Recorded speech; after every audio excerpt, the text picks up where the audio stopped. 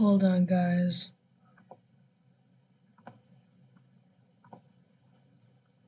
Alright, there we go.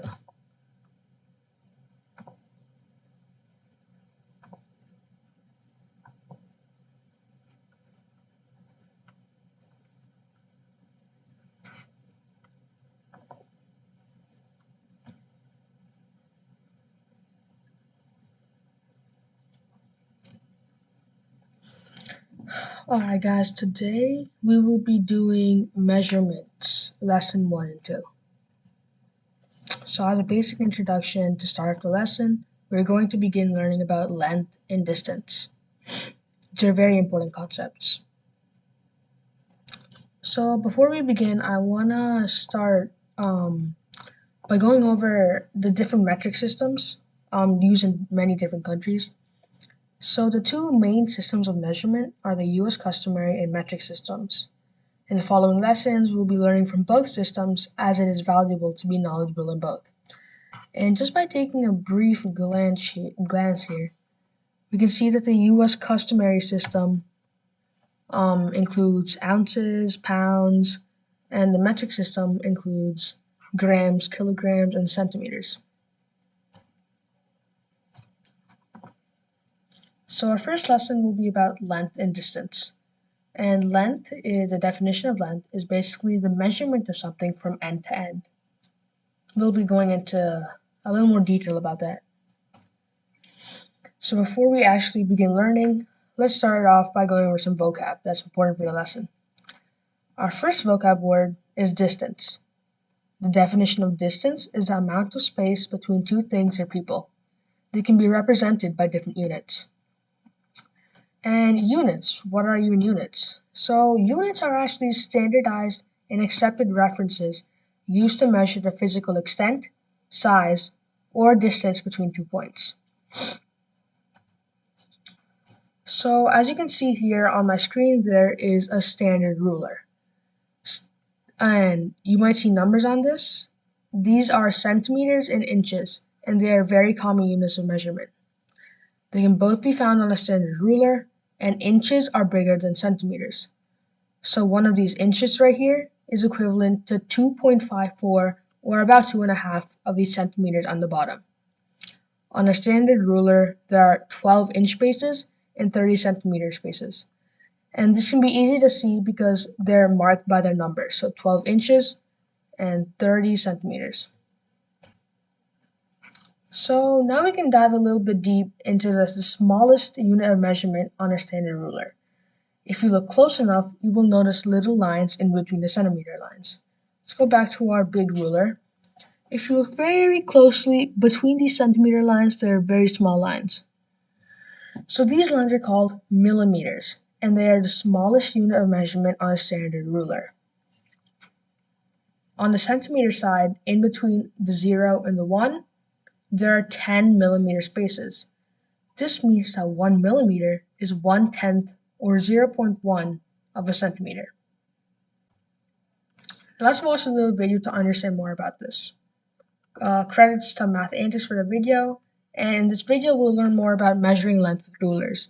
We'll also learn a little bit more about precise and accurate measuring tools, such as a caliper and even lasers. I will note that although he will talk about this, we'll not be actually learning about those just yet.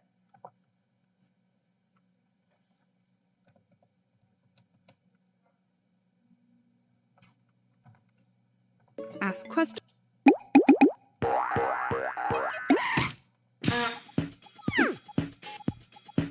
Hi, I'm Rob. Welcome to Math Antics. In a previous video, we learned about the most common units for measuring distances. In this video, we're going to talk about how you actually use some of those units when making a measurement in real life. Making measurements is something you would typically learn how to do in science class.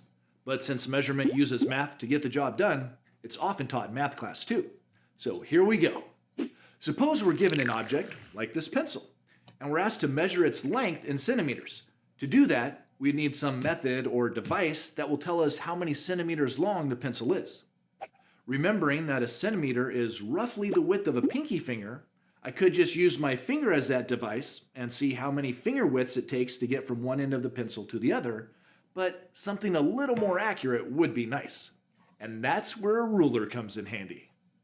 I, the great King Rob, ruler of all the land, declare that the span of my royal hand shall henceforth be the measure of all things in my kingdom, great or small. Not that kind of a ruler. In math and science, a ruler is a flat piece of material that has markings on it that correspond to standard units of distance. For example, this ruler has a series of markings that correspond to inches on one side and centimeters on the other. That's cool. We'll just ignore the inches side and use the centimeter side for this measurement. We start by moving the ruler so that the 0 centimeter mark is aligned as closely as we can with one end of our pencil. Then we'll see where the other end of the pencil lies on the scale of centimeters. Looking at the numbers, you can see that the other end lines up nicely with the 19 centimeter mark. So this pencil is 19 centimeters long. But what if the pencil gets sharpened and then used and sharpened and used again so that it gets shorter? Now if we remeasure it with our ruler, you'll see that we have a small problem. The tip of the pencil doesn't line up with any of the centimeter marks anymore. It lies somewhere between the 17 and 18 centimeter marks.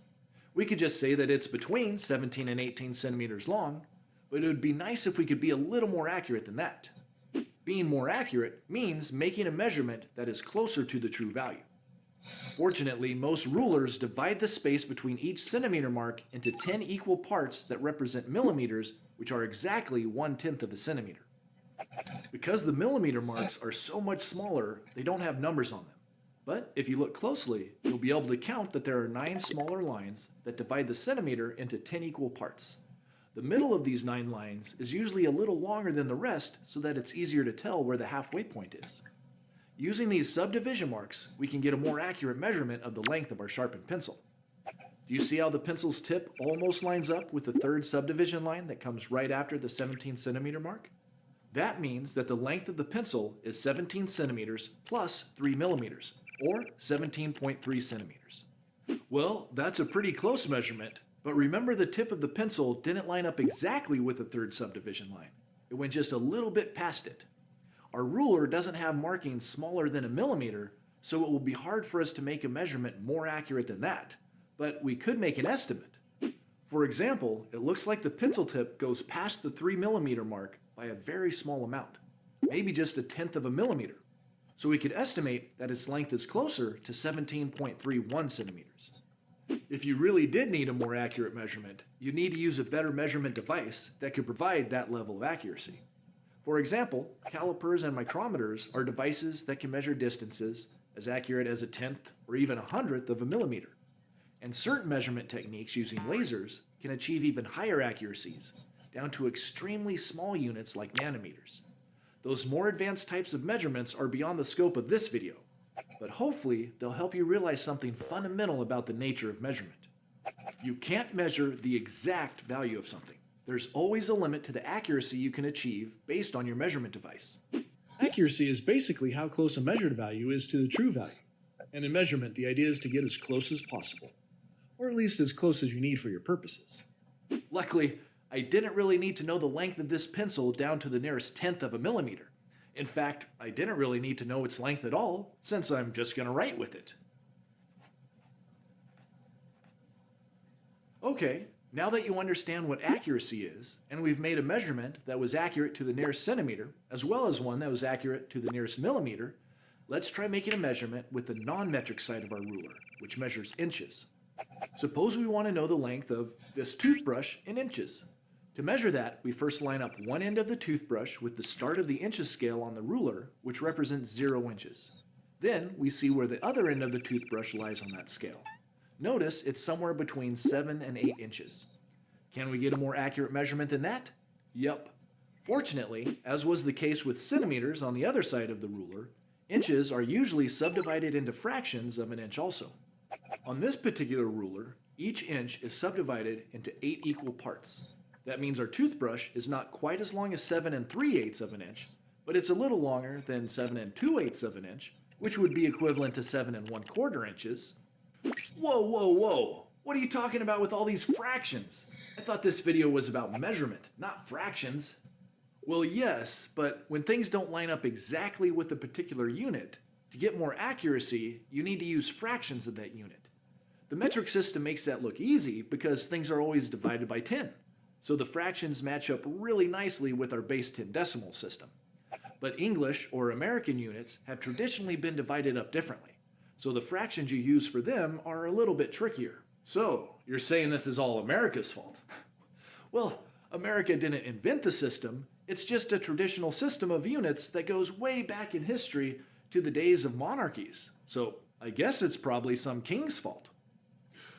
How dare you! Anyway, it's true that the traditional way of subdividing inches is kind of messy when compared to the metric system, so it will help if we take a closer look. Basically, there's two ways that inches are commonly subdivided. One is based on dividing by 10, and the other is based on dividing by 2. We'll start with the system that's based on dividing by 10 because that sounds a lot like the metric system, doesn't it? It turns out that an inch can be divided up in a metric-like way even though an inch is not a metric unit. Here's how that works. You start with an inch and then divide it into 10 equal parts. Each mark represents a tenth of an inch. So you can express the fractional parts easily with decimal digits, just like you do with the metric system. For example, if a measurement came out to be 1 2/10 inches, you just say it's 1.2 inches. Or if a measurement came out to be 5 8/10 inches, you just say it's 5.8 inches.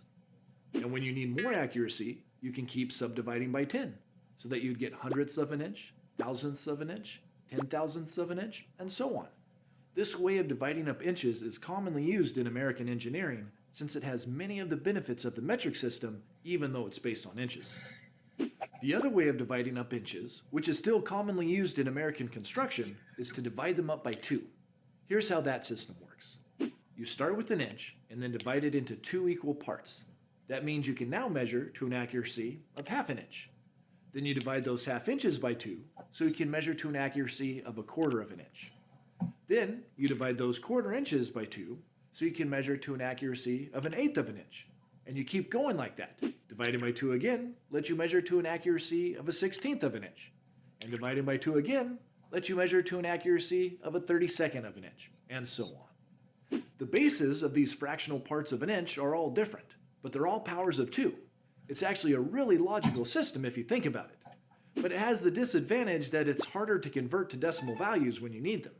It's also harder to add and subtract measurements if the fractions don't have the same base. When things are divided by 10, it's easy because we use decimal number places that are specifically designed for counting fractions like tenths, hundredths, and thousandths. But we don't have number places for halves, quarters, and eighths. Instead, it's very common for people who use a lot of these traditional fractions of an inch to just memorize some of the most common equivalent decimal values and use a calculator to convert the rest. For example, they might memorize things like 1/2 equals 0.5, 1/4 equals 0.25, and 1/8 equals 0.125. Now that you know the two main ways of dividing up inches, let's go back to our toothbrush example. If we use a ruler that has divisions of a 16th of an inch, you can see that its length is about 7 5/6. So now you know the basics of how you use a ruler to make measurements, but you may need to brush up on your fractions to be successful at it. See what I did there? Last of all, I want to briefly introduce you to some low-tech devices that are commonly used to measure longer distances. For example, a tape measure is sort of a long, flexible ruler that can be wound up on a spool to make it more compact. It's a really handy device and carpenters use them all the time. When you unwind it, you can measure much longer distances in the same way you would with a ruler. And it's a lot more convenient than carrying around a 10-meter stick. There's another cool device, often called a measuring wheel, that can be used to measure even longer distances by rolling a wheel along the ground, or any surface. It has a counter on it that tallies up each foot or meter that you roll it past, so you can measure the total distance traveled. Of course, there are lots of high-tech methods for measuring distances nowadays too, and your phone can probably keep track of how many miles you've traveled in a day, and where you went, and who you talked to, and what you might like and might want to buy, and who you have a crush on, and... Alright, that's the basics of measuring distance. Remember, the way to get good at math is to actually practice it. So get on out there and start measuring stuff. As always, thanks for watching Math Antics, and I'll see you next time. You heard the man. Practice! Learn more at mathantics.com. Well, that was just a really great way to get introduced to the world of measuring, especially with rulers. And one concept I'd like you to remember is that you can never actually measure something to the exact length. It's just you have to get really accurate, and it's essentially an estimate. There's no perfect length.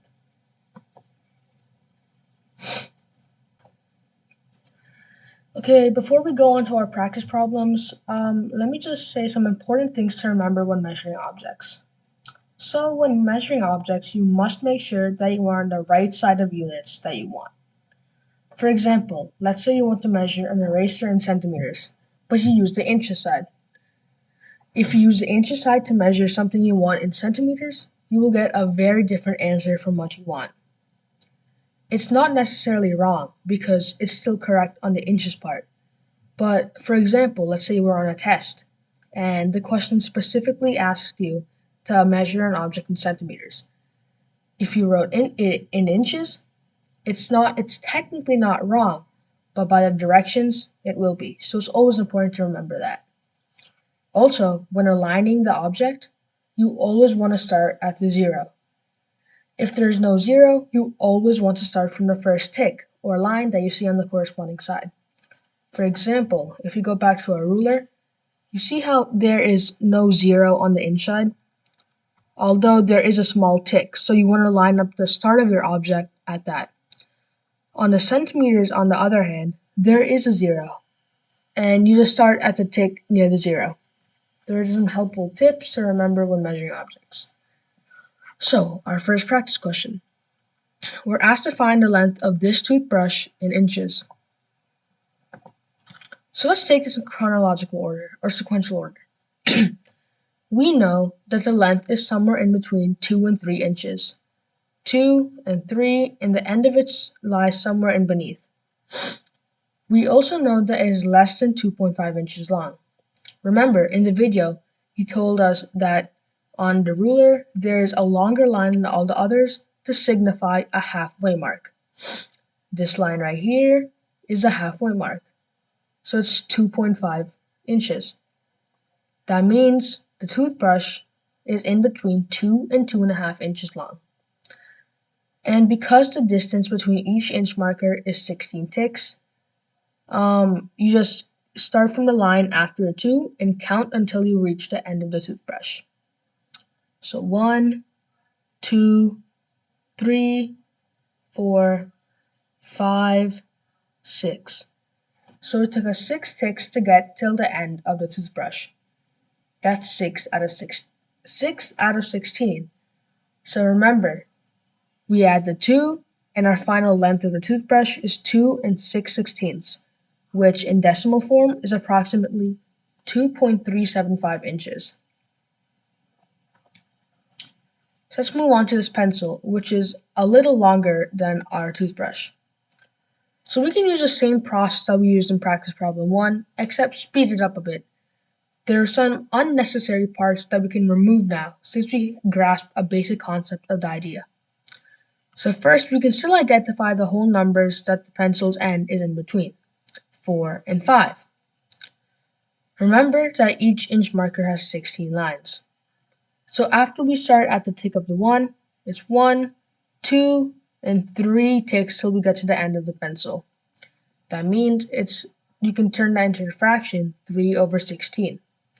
Remember, we still have the 4 over here, so 4 inches plus 3 over 16 inches is 4 and 3 over 16 inches. In decimal form, this is 4.1875, or about 4.2 inches. Let's move on to our last practice problem. So, what if we want to measure something small, like an eraser? In that case, we can use centimeters. So you can see I flipped the ruler, so we're on the centimeter side. cm basically means centimeter. It's an abbreviation. So we can still use the same process for inches. It doesn't change. We can see that the eraser is in between the 2 and 3 centimeter lines. We can start counting like normally. And remember, each tick in between the centimeter marks are called millimeters. It's 1 millimeter, 2, 3, 4, the big halfway marker, which is 5 out of 10, and then 6. The eraser is a little more than that, so we can go in between the 6 and 7 millimeter markers. We can say this eraser is about 0.65 millimeters. That means it's 6.5 ticks out of 10. Since we already have a 2 of the centimeters, we can add 0.65 millimeters. This gets us 2.65 centimeters. Thanks for listening, and let's move on to the next lesson. So in our second lesson and last lesson of the day, we'll be measuring weight. Let's start off with some vocab as usual. So weight, what even is it? Weight, in simple terms, is a body's relative mass or the quantity of matter contained by it. In more simpler words, it's basically the heaviness of something. So what about mass? Mass and weight are usually interchanged. But mass is different from weight. It's the amount of matter or stuff in an object. It doesn't necessarily have units because it's just the amount of things in an object. It's universal. There is no single one unit. So there are many tools to measure weight and mass. And you've probably heard of the scale before, right? Because it measures body weight. There are also other kinds of scales, such as kitchen scales, luggage scales, and the triple beam balance, which measures mass, and is usually used in science. Over here is a picture of a small scale. It's probably used to measure household items and maybe used in the kitchen. You see it as the grams, which we'll get into later. So some units for weight and mass. Remember at the beginning of the lessons, I told you about the metric system and the US customary system?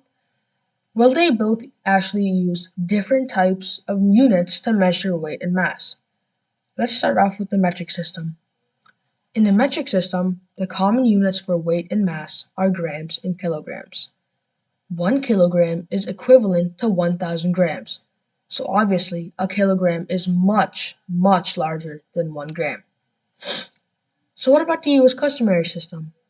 In the customary system, the common units for weight and mass are ounces and pounds.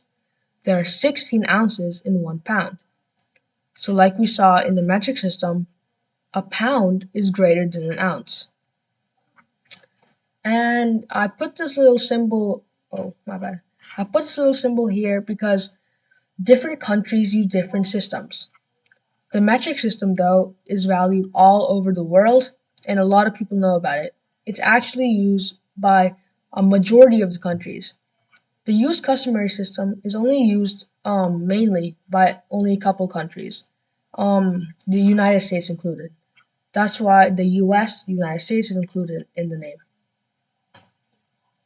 So let's watch another video, this time about measuring weight. So in this video, we will learn more about measuring weight and explore more about grams and kilograms. Also, we will determine what units we should use to measure certain objects, like whether we should use a light, grams, or a heavier option, like kilograms. And credits to Ron Maher for the video. This is King George's Do's and Don'ts Hoppers Edition. Don't argue. They don't. Hello, and welcome back to Wrongmar.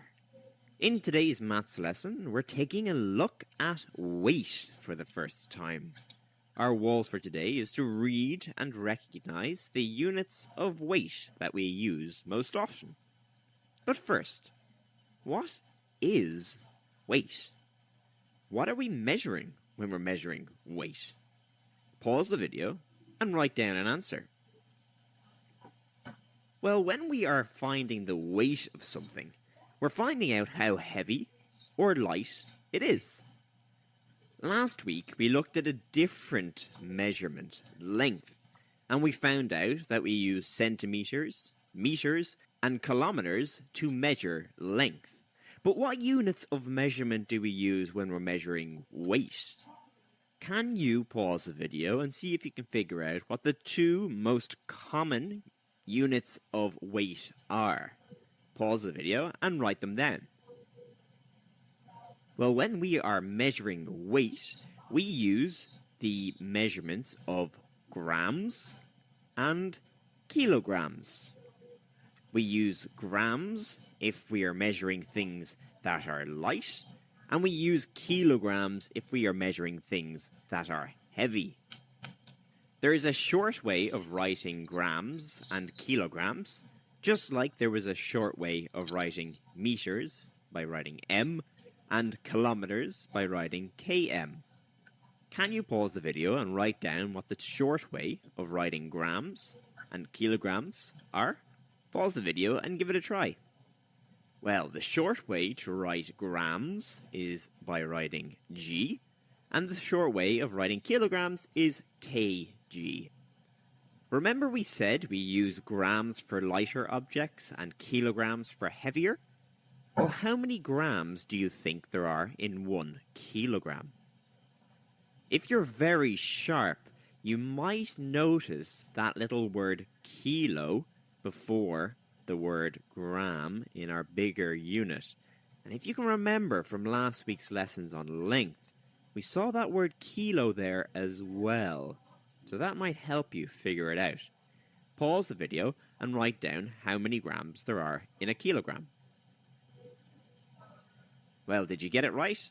There are 1,000 grams in a kilogram. Remember, that word kilo means 1,000 of, just like a kilometer.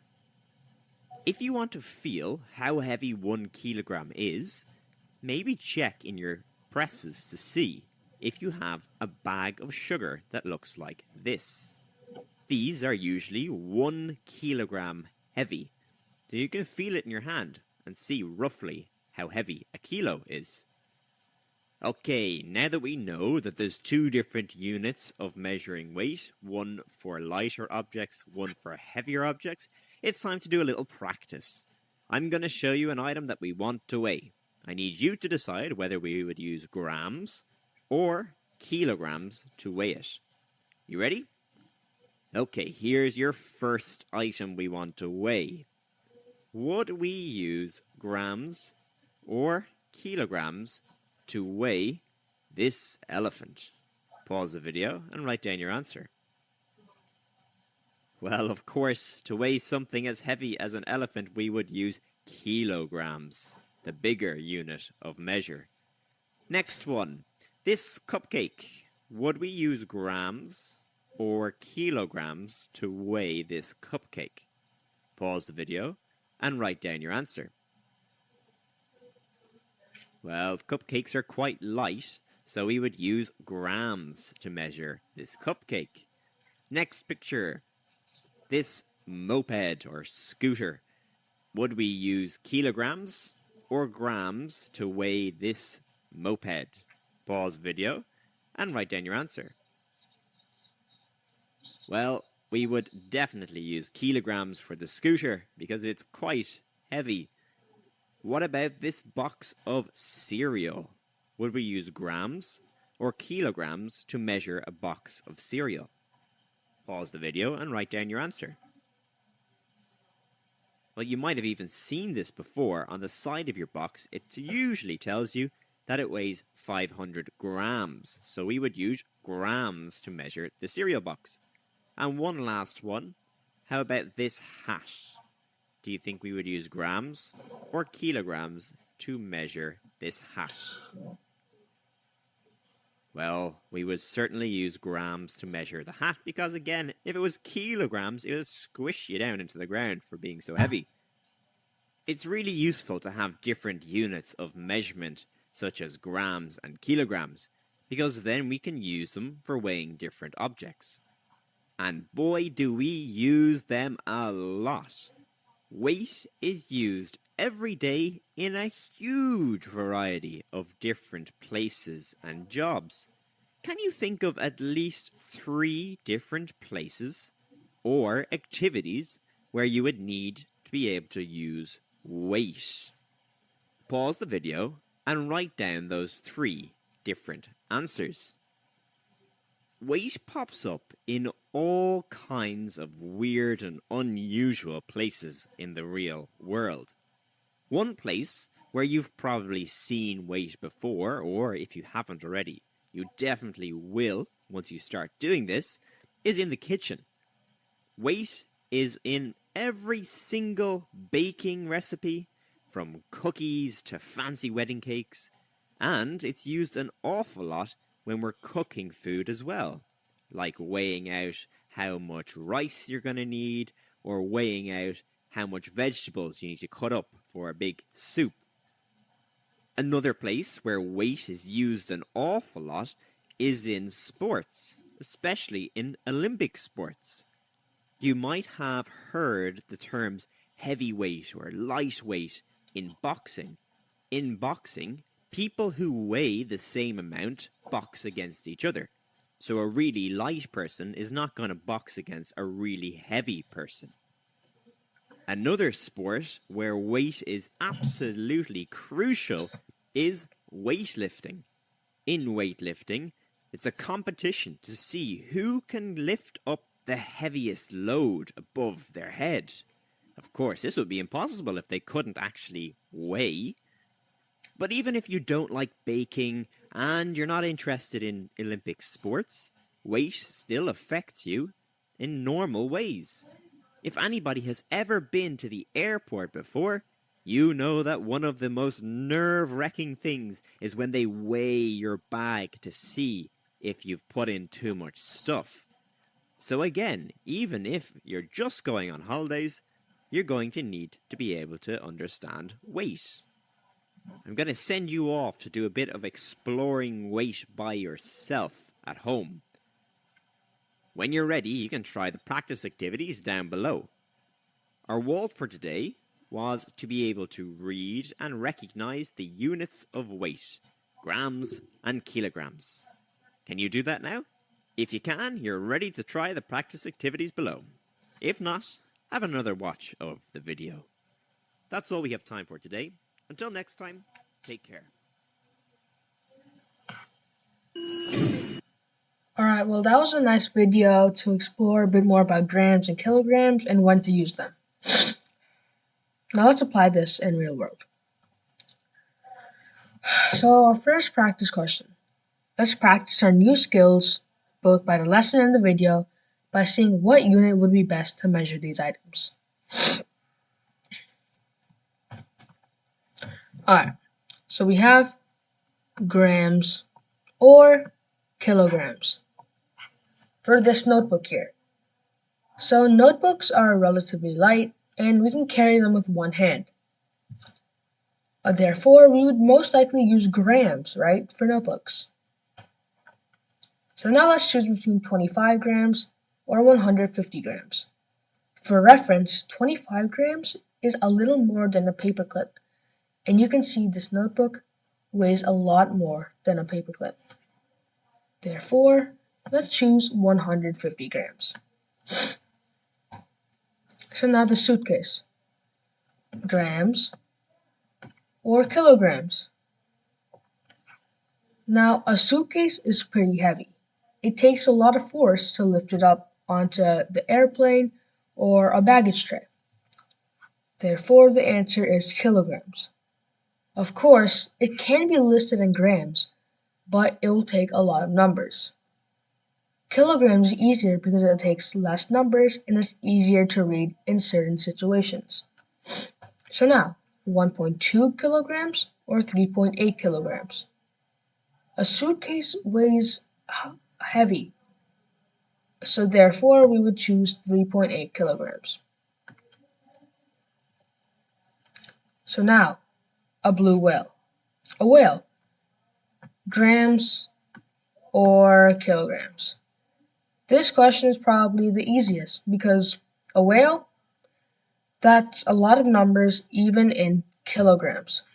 And I don't know if you guys know this, but this whale right here, the blue whale, is actually the largest creature on Earth.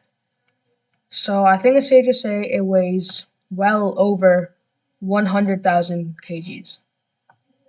125 average size. Thanks for listening, guys, and I hope you learned a lot in today's lessons.